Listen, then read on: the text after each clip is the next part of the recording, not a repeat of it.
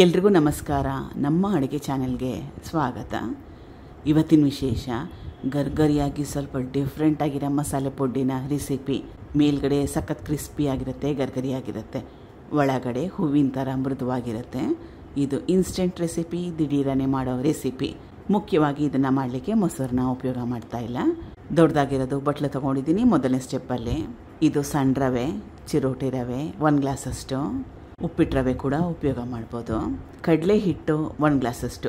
ಎಷ್ಟು ರವೆನ ಉಪಯೋಗ ಮಾಡಿದ್ನಲ್ಲ ಸೇಮ್ ಕ್ವಾಂಟಿಟಿಯಲ್ಲಿ ಕಡಲೆ ಹಿಟ್ಟು, ರುಚಿಗೆ ತಕ್ಕಷ್ಟು ಉಪ್ಪು, ಅರಿಶಿನ ಮತ್ತು ಅಚ್ಕಾರದ ಪುಡಿ ಎರಡೂ ಸಣ್ಣ ಚಮಚದಲ್ಲಿ ತಲಾ 1 ಚಮಚದಷ್ಟು, ಸಣ್ಣದಾಗಿ ಕಟ್ ಮಾಡಿ ಇಟ್ಕೊಂಡಿರೋ 2 ದೊಡ್ಡ ಈರುಳ್ಳಿ, ಹಸಿರು ಮೆಣಸಿನ್ಕಾಯಿ ಸಣ್ಣದಾಗಿ ಕಟ್ ಮಾಡಿ ಇಟ್ಕೊಂಡಿರೋದು, ಇದು ಪಾಲಕ್ ಸೊಪ್ಪು 2 ರಿಂದ 3 ಹಿಡಿಯಷ್ಟು.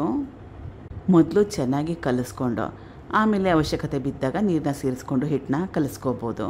ನಾನು ಬೋಂಡಾ ಹಿಟ್ಟಿನ ಹದದಲ್ಲಿ ಕಲಿಸ್ಕೊಳ್ತಾ ಇದ್ದೀನಿ. ಕೈಯಲ್ಲೆತ್ತಿ ಬಿಡೋ ಥರ ಕನ್ಸಿಸ್ಟೆನ್ಸಿಲಿ ಹದದಲ್ಲಿ ಕಲಿಸ್ಕೊಳ್ತಾ ಇದ್ದೀನಿ. ಕಲಿಸ್ಕೊಂಡಿದ್ದಾಗಿದೆ. ಇದನ್ನು ಸುಮಾರು ಒಂದು 10 ನಿಮಿಷ ರೆಸ್ಟ್ ಮಾಡೋಕ್ಕೆ ಬಿಡೋಣ. 10 ನಿಮಿಷ ಆದಮೇಲೆ, ಎಲ್ಲದಕ್ಕೂ ಮೊದಲು 10 ನಿಮಿಷ ಆದಮೇಲೆ ಚೆನ್ನಾಗಿ ಕಲಿಸ್ಕೊಂಡು ಮೊದಲು ಕನ್ಸಿಸ್ಟೆನ್ಸಿನ ಒಮ್ಮೆ ಚೆಕ್ ಮಾಡಿ ನೋಡಬೇಕು. ತುಂಬಾ ಜಾಸ್ತಿ ಗಟ್ಟಿಯಾಗಿದ್ದರೆ ನೀರನ್ನ ಹಾಕ್ಕೊಂಡು ಕನ್ಸಿಸ್ಟೆನ್ಸಿನ ಅಡ್ಜಸ್ಟ್ ಮಾಡ್ಕೋಬೇಕು. ತೋರಿಸ್ತಾ ಇರೋದು ಪರ್ಫೆಕ್ಟಾಗಿರೋ ಕನ್ಸಿಸ್ಟೆನ್ಸಿ. ಇದೇ ಹಿಟ್ಟಲ್ಲಿ ರೊಟ್ಟಿ ಮಾಡ್ಕೋಬೋದು, ದೋಸೆ ಮಾಡ್ಕೋಬೋದು. ನಾನು ಪೊಡ್ಡನ್ನ ಮಾಡ್ಕೊಳ್ತಾ ಇದ್ದೀನಿ. ಪೊಡ್ಡು ಹೆಂಚನ್ನ ಕಾಯಕ್ಕೆ ಇಟ್ಕೊಂಡಿದ್ದೀನಿ.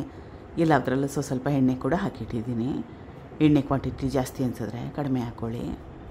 ಒಂದು ಕಡೆ ಚೆನ್ನಾಗಿ ಬೆಂದ ಮೇಲೆ ತಿರುವಾಕೋಬೇಕು. ಒಂದು ಕಡೆ ಚೆನ್ನಾಗಿ ಬೆಂದ ಮೇಲೆ ತಿರುವಾಕೋಬೇಕು. ಎರಡೂ ಕಡೆನೂ ಚೆನ್ನಾಗಿ ಕ್ರಿಸ್ಪಿ ಆಗಬೇಕು. ಒಳಗೆಲ್ಲ ಚೆನ್ನಾಗಿ ಬೇಯಬೇಕು. ಆ ರೀತಿ ಆಗೋವರೆಗೂ ಚೆನ್ನಾಗಿ ಬೇಯಿಸ್ಕೋಬೇಕು.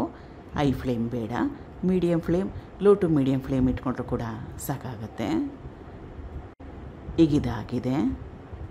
ಟ್ರೈ ಮಾಡಿ ನೋಡಿ. ಸಖತ್ ಒಳ್ಳೆಯ ರೆಸಿಪಿ. ಮೊಸರನ್ನ ಕೂಡ ಉಪಯೋಗ ಮಾಡಿಲ್ಲ.